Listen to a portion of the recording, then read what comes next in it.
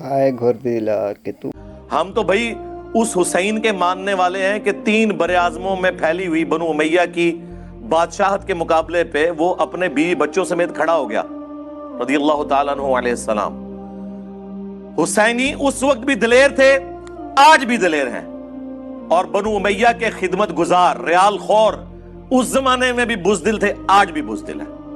امام حسن کی شہادت کے بعد اب امامت کے ہاں جو اگلا چراغ جلا وہ حسین ابن علی کی صورت میں محمد بڑے خوبصورت انداز سے، جو بندے پہلے دن سے مجلس میں شریک ہیں وہ دیکھ رہے ہیں کہ آپ بڑے اچھے انداز سے، آسن انداز سے اور مواعظہ حسنہ کو مد نظر رکھتے ہوئے گفتگو کو آگے لے کے جا رہے ہیں۔ رسول کے بعد امت نے 2 سلسلے چنے تھے، ایک خلافت والا، ایک امامت والا۔ امامت خاموش رہی، ادھر تخت آتا رہا، حکومتیں ملتی رہی، دربار سجتے رہے، خوش آمدی آتے رہے، لشکر بنتے رہے، امامت خاموش رہی۔ 3 خلافتوں کا دور گزر گیا، پھر خلافت والوں کو مجبوری بنی، وہ پھر امامت والوں کے گھر آئے، یہاں سے ایک امام کو لیا اور خلافت والی لائن پہ لائے۔ اسے خلیفہ بنانے کے بعد جب انہوں نے دیکھا کہ اب دوبارہ پھر اقتدار ہاتھ میں آ گیا ہے، پھر خلافت سے علی کو علیحدہ کیا، اولاد علی کو علیحدہ کیا، پھر ملوکیت کا دور آیا۔ اب اس کے بعد اب جو امامت کے پاس حسین جیسا قیمتی ہیرا آیا تو اب خلافت والوں کی زبان بھی للچانی شروع ہو گئی اور انہوں نے بھی کہنا شروع کر دیا کہ ہم بھی حسین کے ساتھ ہیں۔ اب آج جنہوں نے نبی کے بعد خلافت کو مانا ہے، کوئی بھی خلافت کی لائن میں یزید کو تسلیم کرنے کے لیے تیار نہیں۔ اب وہ خلافت والی لائن سے چلتے چلتے جو ہی یزید جیسا فاسق و فاجر آیا، اب اسے چھوڑ کے حسین والے کیمپ میں آنا شروع ہو گیا۔ ہم بھی امام حسین کو مانتے ہیں، ہم بھی امام حسین کو مانتے ہیں، ہم بھی امام حسین۔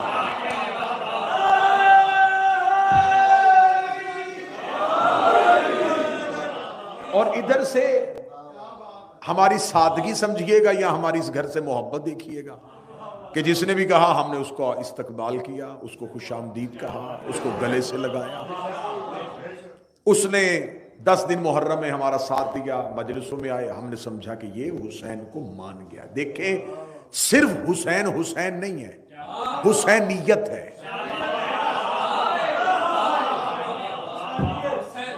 یزید بھی ایک فکر کا نمائندہ تھا، حسین بھی ایک فکر کا نمائندہ تھا۔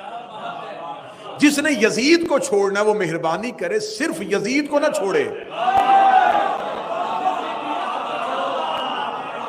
یزیدیت کی ساری فکر کو چھوڑے۔ جس نے حسین کو مانا وہ صرف حسین کو نہ مانے، حسین کی پوری فکر کو مانے۔ یزید اچانک امت میں نمودار نہیں ہوا تھا،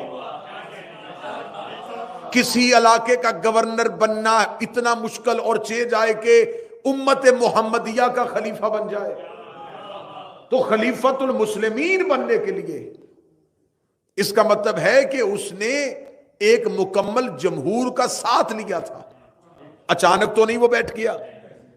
یزید ایک نظام کے تحت آیا تھا، حسین بھی ایک نظام کے تحت ہے۔ حسین کا نظام ہے امامت والا نظام۔ یزید نے جہاں سے تخت اور تاج لیا یہ نظام ہے خلافت والا نظام۔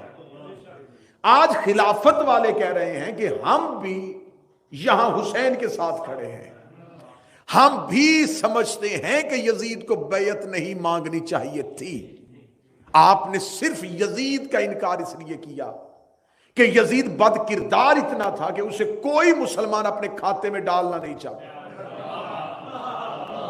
بات کو سمجھیے گا، وہ اتنا بد کردار تھا کہ آج کوئی نہیں چاہتا کہ یہ گندگی اپنے سر لے، لہذا ہر کوئی کہتا ہے یہ ہمارا نہیں ہے، ہم حسین کے ساتھ ہیں، ہم حسین کے ساتھ ہیں۔ لے میں نے آج 4تھی مجلس ہے اور آج مجھے اس گفتگو کو یہیں روکنا ہے، اور اگلی 2 مجلسیں سرکاریں امیر مختار پہ پڑھی جائیں گی اور پھر اگلی 2 مجلسیں سرکار ولی العصر پہ پڑھی جائیں گی۔ تو یہاں میں آپ سے پوچھنا چاہتا ہوں، بسم اللہ سرکار، یہاں سے میں آپ پہ پوچھنا چاہتا ہوں کہ کوئی مذہب، میں پوری دنیا میں نے یہ اپیل کی ہے، پوری دنیا میں نے یہ اعلان کیا ہے، سوائے اہل بیت کے ماننے والوں کے کوئی شخص مسلمان اپنے فرقے کے اندر رہ کے مجھے یزید کی حکومت کو غلط ثابت کر کے دکھائے۔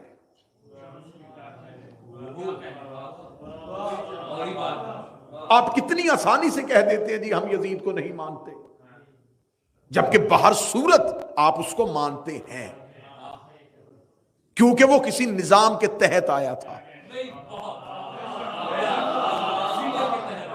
ٹھیک ہے، اب آپ نے کہا کہ آپ یزید کی حکومت کو اسلامی حکومت نہیں مانتے، اس کی رٹ کو اسلامی رٹ تسلیم نہیں کرتے، آپ کہتے ہیں کہ نہیں وہ غیر اسلامی غیر شرعی حاکم تھا۔ ٹھیک ہے، دیکھیں محبت کے ساتھ گفتگو کر لیتے ہیں، آئیں ہم سے بات کریں، ہم سے گفتگو کریں کہ آپ یزید کے کیمپ سے کیوں نکل رہے ہیں، آخر آپ یزید کی حکومت کو کیوں اپنی خلافت کے نزدیک غیر اسلامی سمجھتے ہیں؟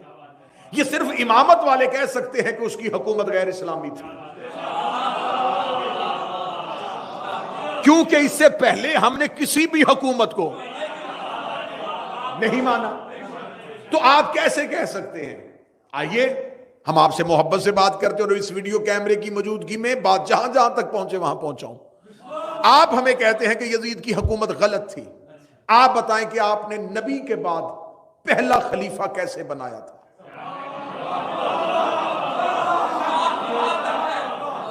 بالکل داغ سے بے نیاز ہو کے گفتگو کو سنیے، آپ بتائیں کہ آپ نے پہلا خلیفہ کیسے بنایا تھا؟ اجماع امت سے، اور آپ نے اسے نس خلافت قرار دیا تھا کہ اگر جمہوریت اکٹھی ہو کے، زیادہ لوگ اکٹھے ہو کے امت اجماع کر کے بھی کسی کو چن لے تو امت کا اجماع خلافت کے ٹھیک ہونے پہ نص ہے۔ خلافت کی ایک دلیل مل جاتی ہے اگر مسلمانوں کی اکثریت اکٹھی ہو جائے، اس کا مطلب کہ آپ کے پاس پہلے خلیفہ بنانے کا اصول تھا اجماع امت۔ تو حضور پھر کلیجے پہ ہاتھ رکھیے گا، یزید کے پاس یہ اصول تھا،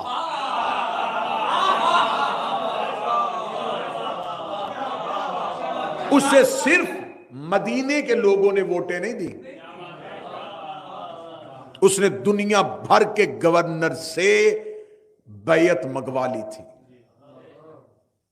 آج دنیا کے 7 بر اعظم ہیں، تو اگر اس دور میں یزید کی حکومت کا نقشہ ہم میپ پہ ابھاریں تو 6 بر اعظموں میں اس کی حکومت قائم ہو چکی تھی۔ شام میں بیٹھا ہوا تھا اور ہمارے بر صغیر کے ملتان تک اس کی سلطنت کا رقبہ تھا۔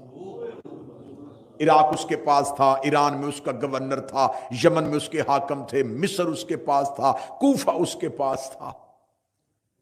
یہ تمام اسلامی ریاستیں اس کی بیعت کر چکی تھی۔ تو اگر مدینے کے چند لوگوں کے اجماع سے خلیفہ بن سکتا ہے تو جسے اتنے ملکوں نے ووٹ دے دیا ہو وہ خلیفہ کیوں نہیں بن سکتا؟ آئیے اس سے آگے چلتے ہیں، آپ نے دوسرا خلیفہ کیسے بنایا تھا؟ آپ کے پاس نص ہے کہ پہلا خلیفہ جاتا ہوا دوسرے کو نامزد کر کے چلا گیا تھا، لہذا اس کا نومینیشن جو ہے آپ نے اس کو قبول کر لیا تھا کہ پہلے خلیفہ کا نومینیٹ کیا ہوا خلیفہ ٹھیک ہوتا ہے اور اس کی خلافت بھی شرعی ہوتی ہے۔ تو اگر پہلے خلیفہ کا بنایا ہوا خلیفہ ٹھیک ہوتا ہے، اس کا باپ اسے نامزد کر کے گیا، اگر پہلے کا نامزد کیا دوسرا خلیفہ ہو سکتا ہے تو اس کا نامزد کیا ہوا بیٹا خلیفہ کیوں نہیں ہو سکتا؟ آپ کے پاس تیسرا خلیفہ کیسے بنا تھا؟ آپ نے شورا کمیٹی بنائی تھی، 6 بندوں نے مل کے فیصلہ کر لیا تھا، تو اگر 6 بندوں کی کمیٹی سے خلیفہ بنا سکتا ہے تو اس کو تو 6 نہیں 18,000 مفتیوں نے اس کی حکومت کو شرعی کہنے کے لیے فتویٰ جاری کر دیا تھا۔ کہاں 6 بندے، کہاں 18,000 وہ بھی مفتی؟ تو آج آپ کس منہ سے کہتے ہیں کہ یزید کی خلافت غلط تھی؟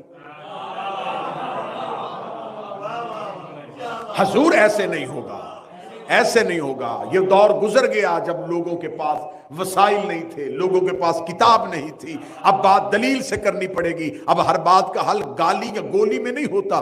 گالی یا گولی وہاں ہوتی ہے جہاں دلیلیں ختم ہو جاتی ہیں. آپ جہالت سے ہمارا مقابلہ نہ کریں، آپ علم سے ہمارا مقابلہ کریں. آپ بتائیں آپ نے یزید کی حکومت کو کیسے غلط ثابت کر دیا؟ اگر آج آپ کو یزید کو غلط کہنے کا شوق ہے تو پھر پورے دن کے مسلمان بنیے. اگر آپ نے کہنا ہے نا کہ حسین صحیح ہے، یزید غلط ہے، تو آپ کو ماننا پڑے گا حسین صحیح تھا، اجماع امت غلط تھا. حسین صحیح تھا، نامزد کرنا غلط تھا. حسین صحیح تھا، کمیٹی بنانا غلط تھی. آخر میں آپ کو ماننا پڑ جائے گا غدیر صحیح تھا، سقیفہ غلط.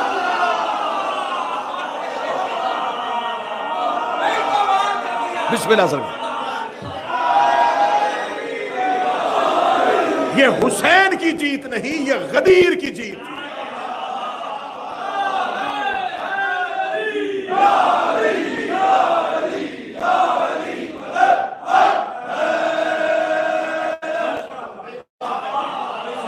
یہ غدیر کی جیت تھی، سقیفہ کی شکست تھی.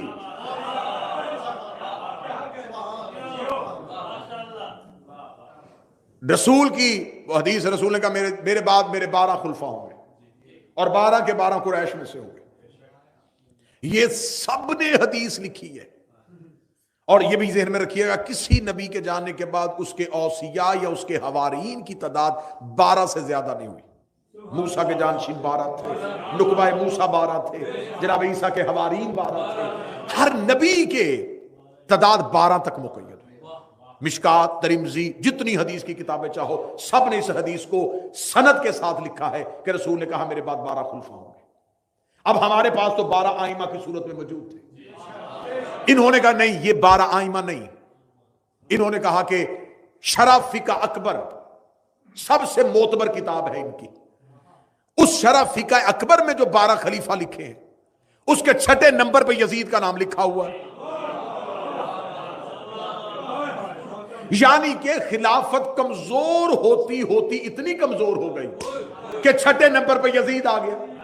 امامت ابھرتی ابھرتی اتنی مضبوط ہو گئی 30 نمبر پہ حسین آ گیا.